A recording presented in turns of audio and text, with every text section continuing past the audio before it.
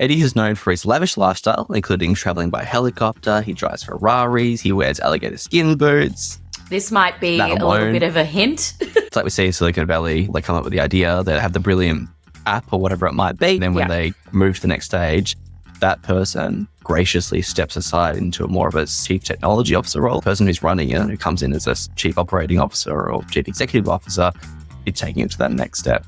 Yeah, and it takes humility to do that. Alligator shoes and humility. I'd like to see that Venn diagram. And all to listeners, if you do wear alligator shoes and have a lot of humility, please reach out. We would really love to listen to you and for our sister podcast that we're considering. Hello and welcome to The Big Con, the podcast where we use the benefit of hindsight and a healthy dose of schadenfreude to look at where businesses took a misstep that had an impact on either their profit, their brand, or something much more dire. As always, I'm Emily, Harvard degree candidate. And I continue to be Dale, big business nerd. Strategy isn't just for the big players, so no matter what size business you work on, tune in as we learn through the failures of the poor souls that have gone before us. And today, Dale, you have a story for me. And I have no idea what I'm getting myself into today. Which is excellent. And I want to first congratulate one of our listeners who actually came to us with this idea. So, no way. Listeners, we don't do this just for them. We do this for our own purposes. But definitely, if you're listening, thank you and welcome. Please leave a review and follow on your podcast app of choice if you are here. But today's story comes because I was at work the other day and someone came out to me and said, "Wait, I have one for you. Childcares. What's up with them? You've got money coming in. Seem to be a revolving door of repeat business because there's still children. That's repeat business. Yeah. They're ruddy expensive, and how do they end up going belly up?" And they got me thinking, yeah, you're right. How do they end up going up? And I need to apologize for that horrible impersonation. This lovely fellow who came up to me. So I began Googling to try and find the perfect case study for a strategically poor childcares that may point to broader problems within the industry. And I found one. I found probably the best one. It's a sad strategic story of ABC Childcare, an Australian company that was floated on the ASX in 2002, 2001. Oh my gosh. Value. I didn't even know that childcares would be floated on the ASX. That's so interesting. I know. It's a massive business. We'll get to that in a second. Peaked in value about $3.4 billion. So decent amount of cash. In a few short years, it had about 2,300 different centres right across the globe. So it went global. And then it fell into voluntary administration. Story we've heard before, but let's dive into where it went wrong. And when we do that, we'll start where we always should, at the beginning. Eddie Groves, who, funnily enough, still has a LinkedIn page, or at least one I could find, that says that he's still the CEO of ABC Learning. Eddie, you may want to update that. But Eddie was the founder of ABC Learning. Now, Korea Mail article writes that Edmund Stewart Groves was born in South Africa. There's plenty of entrepreneurial stories that surround Eddie. He's got a military father and he's telling him stories about the price of gold instead of singing him Twinkle Twinkle of a night time. There was influence from his mother too. She worked very closely with special needs children, so you can see where he kind of wanted to get into the industry. 1970 comes around, the whole family moves to Brisbane, Australia. There's articles interviewing his classmates and his teachers in his Brisbane schools and talking about how, oh yes, he was always going to be successful. Yes, he's got a good entrepreneurial prowess. Eddie does a few jobs. He's on the hunt for a recession-proof business. He acquires a single childcare centre in Brisbane in 1988. He and his wife get a bit of a move on, and after a $20 million loan, they begin building their childcare empire to 31 centres by 2001 before listing on the ASX. So just to recap, 1988, buys his first one over about 11 years, buys some more, gets into a bit of debt, which is fine at the time, buys some more centres, and then bang, they are on the ASX stock exchange. Wow. Things start to get exciting. ABC Learning experiences exponential growth. It's kind of comparable to the dot-com bubble at the time, and the growth has led ABC investors seeing the immense value, resulting in Eddie, who holds about 50% ownership in ABC Learning, becoming the second richest man in Australia. Eddie is known by... Yeah, I know. Eddie is known for his lavish lifestyle, including traveling by helicopter. He drives Ferraris. He wears alligator skin boots. This might be a little bit of a hint. of where this might be going. Paints a bit of a picture.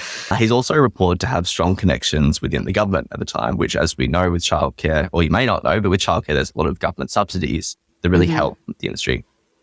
You get the picture. Other articles report that Eddie is named as a director at over 40 plus other different companies, as well as ABC Learning. He's apparently distributing milk. He's doing online gaming. He owned a basketball team. He's a busy lad, and he's just getting it done. Fast Eddie, by name and by nature. By 2005, across Australia and New Zealand, there's reported 697 early childhood education centres under that ABC banner. This includes acquisitions of different networks. So the way he kind of grew so fast is he saw a company that maybe had 10 under their banner, so a similar kind of thing like ABC Learning. He said, well, I want that one, and he'll acquire that network. So they were able to kind of grow and grow and grow. This probably doesn't sit too well with similar community-run childcare institutions because it's kind of like more and more privatization effectively. But alas, the behemoth keeps growing, and it's a thing that's needed because the population is growing over that time, and the population is growing, there's more need for childcare. Theory here is grow, grow, grow, and through the economy of scale, the profits will be in the margins there. So the more that they have, they can maybe save some money on some of the back office things that might need it in that childcare space. Any questions so far, Emily? No, but I'm intrigued. The suspicion in her voice. ANZ is not enough. They need to go beyond the Australian New Zealand area. So Eddie busts into the international scene. He acquires another 467 centres in the US and Southeast Asia, again, through acquiring pretty much a giant network. Some back of the napkins calculations say that roughly there's 120,000 children that are able to grace ABC Learning facilities. So that's effectively clientele that he's servicing. Interesting in itself. I think if you start to consider 120,000 and a $3.4 billion valuation, but you can't really put a value on children, obviously. And their education and future. But this does. Childcare has massive government subsidies behind it, as there's an incentive to get parents back into the workforce, and to get into the workforce, they need to have their kids in childcare mostly, and whether that's looking after grandparents or a formalised childcare arrangement. But if what you're paying for childcare eclipses what your wage is, the question is, what's the point? So it creates a compelling circumstance for governments to subsidise. And also Mr. Groves at one point is quoted saying, well, I can't help but make some little bit of money when you're doing this. 40% of the income to ABC Learning is reportedly coming from government subsidies. Interesting, like the thought of if 40% of your income is a subsidy, what does profit making look like in that space? And the ethics and things around that, but I have so many more paragraphs. Sorry, I'm jumping ahead. You're jumping ahead. A Sydney Morning Herald article projected that in 2008, ABC Learning was going to net $379 million. Not bad. The same article praised ABC Learning for its business operations, finding the best suburbs for daycares. Apparently, there's a thing called Nappy Valley, so where there's the best place to have a childcare because there's customers, the kids. And it's got quite a clever business model.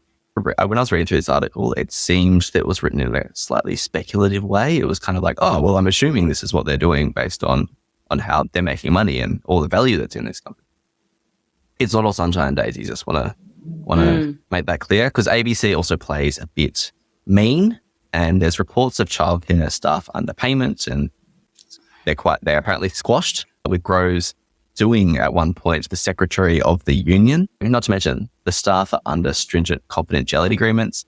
What? And there's a bit of a bait and switch where he's like, hey, we only got 80% staff turnover, so they must be happy. And plus we give our staff our shares in ABC Learning. As soon as they start, it's a bit of a signing bonus. It's fine. Plus, if you're considering putting up a competition in the area, so you might be like, oh, this seems like I might have my own childcare business here. Eddie is about, and he might knock on your door, or his legal team might, and say something like, oh yeah, a bit of competition here, not on. I don't think you should be doing that. And when you're dealing with a behemoth like ABC Learning, which it was becoming with their giant legal team, it was pretty much a race to the bottom for that small David and Goliath type impact. And there's stories of a small community centre arguing with, and they were just got into so much legal fights that it just wasn't worth their time and effort in the end. There's a story of ABC Learning announcing a doubling of its half-year profits at one point, but in the same week, effectively refusing to pay a $200 fine a fine that they were up against because a 2-year-old managed to escape one of its properties in Victoria whilst on supervision. And there's a fine there. But there's a lot more we can read into that around the fact that it sets up precedents, who are you actually suing there, blah, blah, blah, blah, blah. The competition watchdog did get involved a few times as well to make sure that things were all fair for the customer. And there was one rather large acquisition that occurred at some point, but competition watchdog was like, oh, no, that's not fine. That's this regional monopolies that are here. But for me, I feel like that's a mere obstacle for the growth that was experienced by ABC Learning at the time. So why did it all go wrong? Well, it starts, as it often does, with a stock announcement. Or in this case, the lack of one. Something that the stock market hates to see. And the line that often comes out is that we actually can't release anything because our profits are due and they need to report to the market. And they say they can't release anything because they can't actually get official sign-off. Horrendous. Uh-oh is the word. After the dust clears around this. So what, sign off from like the auditing companies? The directors at the time is what the news article said. Oh. Regardless, they just can't release the article. Yikes. The dust clears and the announcement finally comes. And it's the announcement that brings a 42% drop in half-year profits. Not good. $760 million is wiped off the value of ABC Learning. What? Yuck. Crisis times. Directors, they're dumping shares, and the core of the business strategy is pretty much in tatters. You can see it playing out a little bit with Domino's at the moment. Their whole strategy was very much grow. And all of a sudden, when that narrative changes and they're not able to grow, people get a little bit nervous. Push comes to shove, and ABC Learning is eventually placed into voluntary liquidation, a collapse that was about to impact over 100,000 children.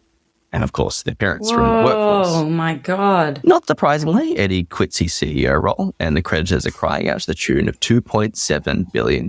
That's right, debt. And the Aussie government needs to step in so the childcare doesn't close. Now, there's a company who steps in every now and then when you're at this stage that you really don't want. They're called McGrath Nickel. They are pretty much known for restructuring companies. And they come in and they try to find where the value might be, and they try to salvage it and restructure the business for parts and so that they can package it up for something good. And so that's what they do. They get rid of the unprofitable sections of ABC Learning. There were certain things like training centers, etc., that just weren't making money. And they found the underperforming centers and they said, well, you're out of here. We don't need you. Like, you're not worth it. It costs more money to keep you running. They are able to return core business to profit and they sell it off to Goodstar. But the damage is already done. ABC Learning is gone. Eddie and a few other directors are on trial for breaching directors' duties, aka you're so bad at your job, it needed to go to court. It has recently been cleared up. They've all been found not guilty at this point. Everything seems to be fine or smoothed over. There's this weird little thread about the CFO concealing a cheeky $46 million around and being found guilty, being sent to jail, and then immediately released on a $2,000 bail and a good behaviour bond. The district court judge said that he apparently acted on instructions of Eddie. Right now, I'm going to put that in the whole bucket of the "that was so bad at their job" kind of comment that I made beforehand. Oh my God. Yeah. What's to blame? Not surprisingly, growth. It's a similar period to the global financial crisis. And for me, I feel like before that time, debt wasn't a scary word. Post-GFC, debt was terrifying. They were acquiring other companies, other childcares at the rate of knots, and all through debt rather than using actually profits. There's this fascinating notion of childcare operators that were effectively developing and spinning up with the sole intention of hopefully selling to ABC Learning. So almost like, oh, cool, we'll get it as perfect as they can. We'll fit the mold of ABC Learning, and hopefully Eddie comes in and buys it for a big sack of cash because that's what they'll know to do. And as I said, the whole story was one of growth. It's just how their astronomical value and valuation came in, and the investors were happy to disregard just how they came to that growth. ABC Learning's collapse sent a ripple through the Aussie childcare industry, kind of created a run, Forrest, run moment. Finances. Yet as day rates shot back up amidst the shortage, new centres enticed investors back into the mix. So effectively a blip. Interestingly, during this period of time, there was lots of other childcare centres that tried to list on the ASX stock exchange and just weren't able to, didn't find that value and went through similar motions on a much shorter time scale. It's just that ABC Learning had that scale. There's a lot of chatter around maybe oversupply and the government funding changes that may cause some cloudy skies. But I don't think we can put the apocalypse glasses on yet for the childcare centres. The industry did self-adjust, and it's what it is now. Full disclosure, didn't do any research into the last 3 years. Currently have children in childcare, and I prefer to be ignorant right now as the exorbitant money leaves the bank account. I don't think we picked the exact issue around childcare, but definitely to know a little bit more about ABC Learning. So picture this, a business, ABC Learning, that was as stable as a tower of jelly, trying to survive an elephant stomp, which was the truth coming through. And the elephant stomp was bearing debt. I feel like I've tried to do a metaphor again, but bear with me. And when it couldn't get another cent, it collapsed like a flan in a cupboard. That work? Yep. I don't believe you. But we've That was good. it. It's good. It's creative. It's so creative. So there's a few lessons I think we can take from this, but I think we do it after the break. Sounds good. See you soon. All right, Emily, we are back. ABC Learning. Anything going to take your fancy? Any lessons that you think we could pick up? There's a few, yeah. I mean, growth is obviously, and like rapid growth, one of the biggest things that we study at school in terms of like business strategy, because it is such a common thread of how businesses fall over, but it is such a common goal for people like Eddie in wanting to grow super fast, be the next big CEO, be the next unicorn or whatever it is. Rapid growth doesn't necessarily have to be a bad thing, but I think one of the things that really struck me is that we talked a lot about floating on the ASX. We talked a lot about growth. We talked a lot about acquiring businesses in this episode. But what struck me was that we're talking about childcare centres.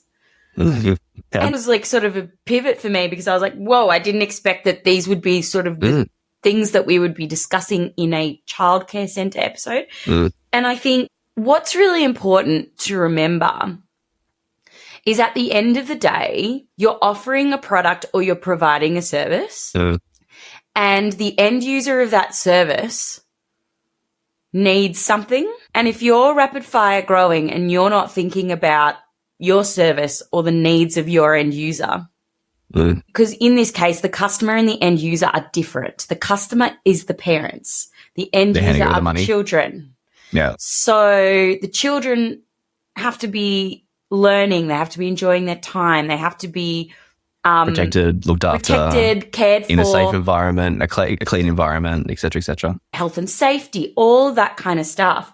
And what we didn't hear a lot about in this episode is the operations, how they scaled childcare. So like how they were going to look at looking after children and providing parents with that peace of mind that their children were cared for in a personalized. And that's the big thing about it, is it needed to be personalized to children and the individual children that were attending these childcares in different areas. So different children in different areas and from different socioeconomic backgrounds, different ethnicities, different, all this kind of stuff. They're going to have vastly different needs. And that might be down to the researcher who did this episode, who only looked at the business side of things and looked at particular articles like Money Smarts and the rest.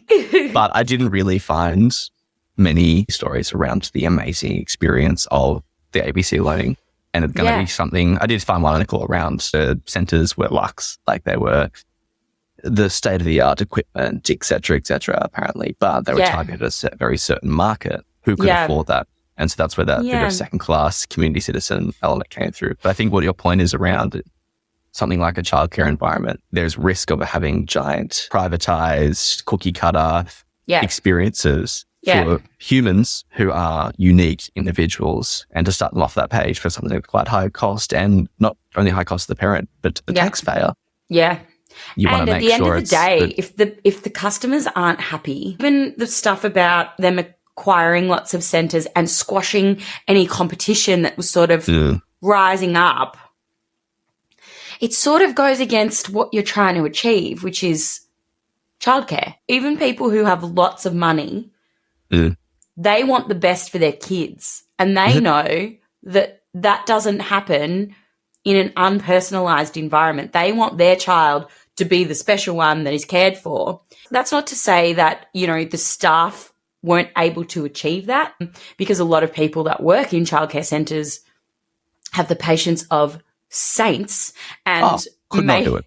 No. And the staff that you hire for this kind of role may have been the saving grace for them in the short term, because they were the ones that are providing the individualization of the child's care, because Eddie can't possibly manage that individually per centre. So, but he did seem to be extremely... Can I strap my evil capitalism hat on for a second? Yeah. I agree with you in a world where there's no limits to anything and everything's fine, but it's almost like big box childcare. Yeah.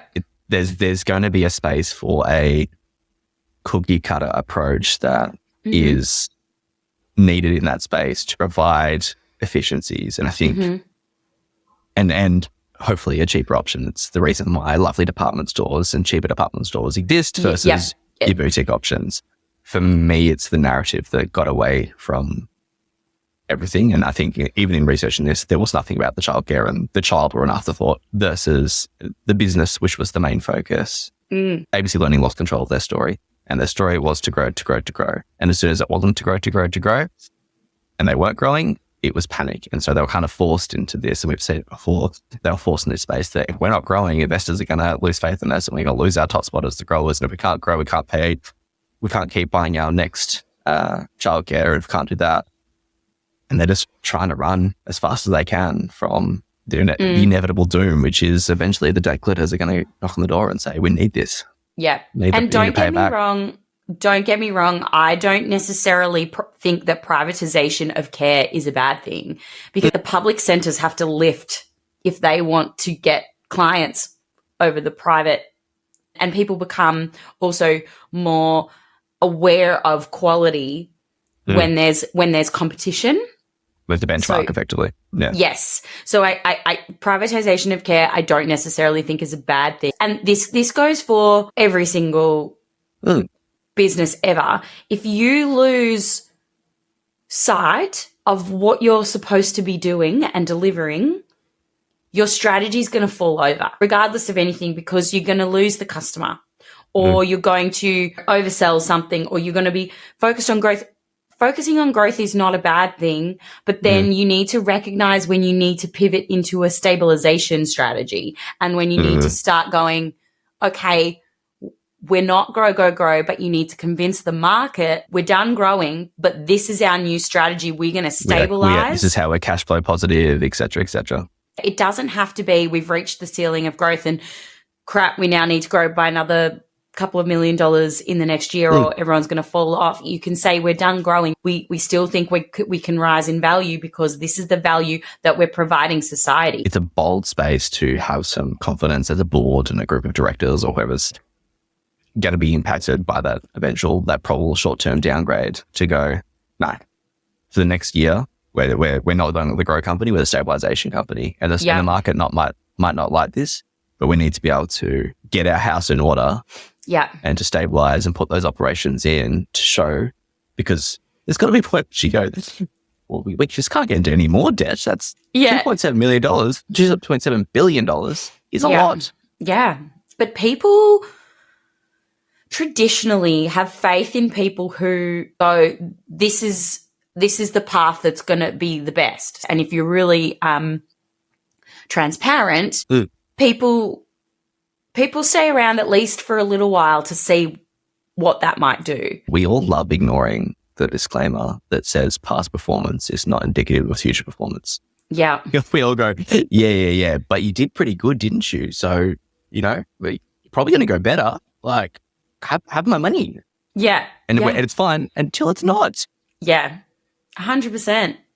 I think it's also interesting to look at Eddie as a leader. He fits a certain stereotype. Yeah. And look, I think we covered it a little bit in our Big Review TV episode, where you've got this leader who's so focused on growth Their fingers are in all these different pies and they're wanting to move into different areas and they're wanting to grow, but they're not focusing on what exists in the current sphere. So you're going to lose sight of a lot of things. So for example, like when you said that the company came in to restructure, that other company came in to restructure. McGrath Nickel, they were like, oh, these centres are doing really poorly, shut them down. That's something Eddie should have known about and been across and been like, okay, why aren't these centres doing well? Is it location? Is it the staff in those locations aren't consistent? Is it the things like the operational scale elements that they brought in don't play out, particularly in that environment for whatever reason? They need different backup office. And so there's extra money going in. Toilet paper costs them more in that certain sector. Like there's so many things that like you could start to look at. And Eddie started in 1988 and his journey went 20 years almost. So many changes would have happened and massive digitization and industry changes, sector-wide government changes, et cetera, et cetera. I feel like he didn't ride that wave. And I think he kind of clutched onto the knowledge that he had. Yeah. Because you're right in terms of there would have been systems and understanding and new ways of thinking to look at a giant 2,300 different data points and go, oh, hang on, is there something over here that we need to look at? Yeah. There was a bit of, for me, old school business mentality around like, well, we keep growing, we keep still the stock market, we're going, we'll be fine. Yeah. But also, I read a book and I, for the life of me, cannot remember it. I read a book about rapid growth and it argued that the CEO that launches the company should not be the one that stabilizes the company because they're different skill sets. Oh, 100%. And we see this so much. Yeah. Yeah. And then there's also should be an interim CEO that is focused on, because like that startup phase is very different to, okay, now we've got 100 staff and we want to, or we've got 100 centers and we want to make that 150,000 centers. There's an interim CEO that would be an expert in that area. And then when stabilization comes in, you bring in the stabilization CEO expert. Because they're very different personality types and they're very different focuses. So the fact that Eddie was CEO through all of that, he's still got that startup phase mentality when he should be stabilizing. So that's an interesting thing to think about. And if he was wanting to stay a part of that, you make him chairman of the board or something like that. It's like we see in Silicon Valley, a lot of the people, they come up with the idea, they have the brilliant app or whatever it might be, and they go, this is the app, this is amazing. And then when they move to the next stage, that person graciously steps aside into more of a CTO role, a chief technology officer role. So they're maintaining said technology, but the person who's running it, who comes in as a chief operating officer or chief executive officer, is taking it to that next step. And you see either the individual goes through the change in terms of the individual from a CTO, the individual who came up with the idea acknowledges that they need the business training, the coaching to be able to transition. It doesn't always work. There's a very few examples of it working. Google is probably one where you can start to consider, but again, with a lot of support and help. But it's real. It's a really interesting point. Yeah. It just wasn't the right fit. It wasn't the right fit for the gig. Yeah. And it takes humility to do that. Alligator shoes and humility. I'd like to see that Venn diagram. There's a diagram of those. And also, listeners, if you do wear alligator shoes and have a lot of humility, please reach out. We would really love to listen to you. And for our sister podcast that we're considering, I think 3 episodes. And I like what I think what you're about to say is imagine building something and then having to step aside because you know that that's what is best for it. It's easier said than done, which is why we do the podcast and don't rapidly grow businesses. 100%. Brings us to probably the end of this episode. Hope you enjoyed that, Emily. That's great. And listener, thank you for bringing the attention at childcares. I'll keep finding out and digging into where there may be further issues. Thanks for listening to this episode, and we hope you have reached the state of humility without your alligator shoes. If you would like to learn more for your business, head over to our website, thebigconsultingagency.com, and sign up to the mailing list to hear news about workshops and stay up to date with the new episodes. And where can they find you, Dale? You can find me on Dale Bryce L on all platforms, and I think I mentioned last episode, but we are on TikTok and we're blowing up. So the Big Con Pod on TikTok. Drop us a like or a comment. Kids are loving us. Yay. Wasn't our target audience. Don't forget to also follow us and rate us on your podcast app. Thank you so much, Dale. That was awesome.